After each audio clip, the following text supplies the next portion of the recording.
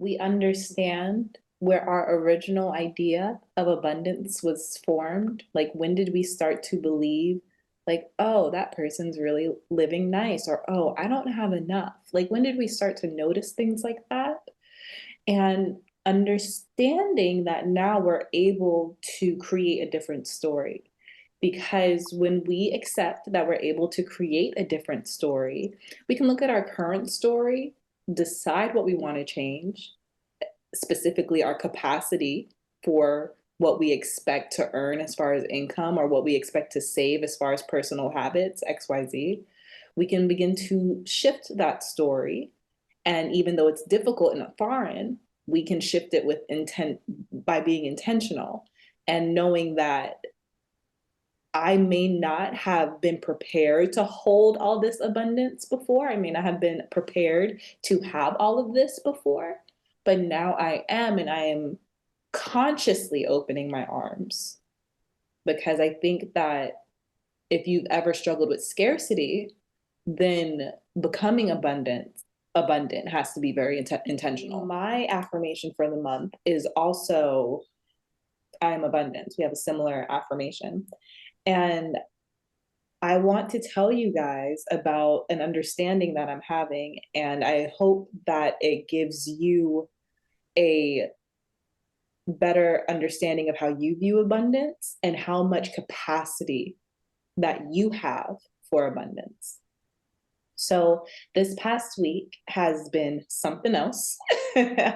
Earlier in the week, my daughter was hospitalized because she had or they were concerned that she had a bacterial infection in her hip.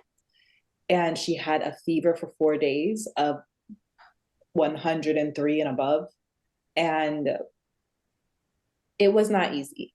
So when when her fever started to break and she started to begin acting normally, I always wonder, how did I attract this experience? And I know that that is such a sensitive thing to say after turbulence and turmoil. So I want to clarify that we cannot attract things for other people. So if we witness someone go through something or our child experiences something, we didn't attract that. That's not our experience. But the emotions that we experience by observing them go through that, a part of our subconscious expects that emotion in our life experience. And when I asked myself, this cocktail of feelings that exists within me right now, which one of these feelings are familiar? Which one of these feelings do I hold, even though I want to tell myself, no, I don't hold this feeling? And a week prior, a friend of mine came over. I haven't seen her in years because she really struggles with anxiety.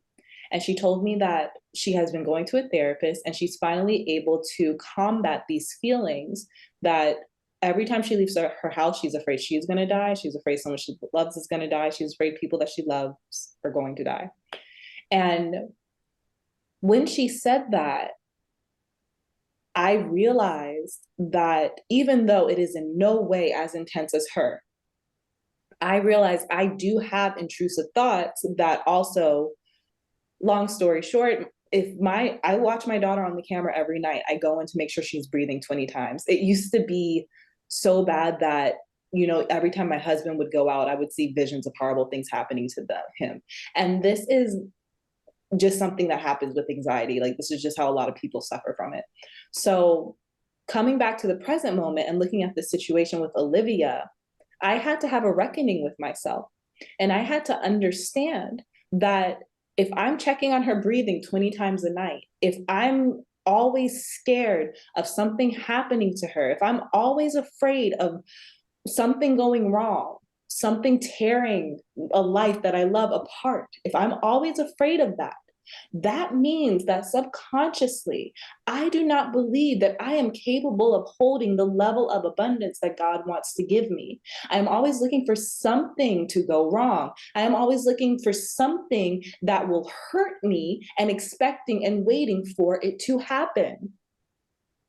So, as far as this affirmation, I am abundance, it has created a reckoning within me because I am very aware of the growth that I have experienced on my journey with anxiety. And I'm very proud of the growth that I've accomplished. But there are still things within me, there are still thought processes within me that do not align with the person I intend on being.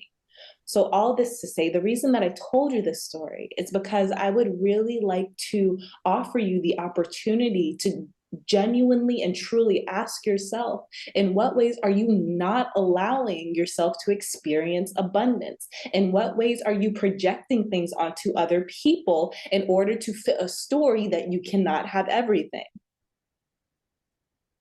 The end.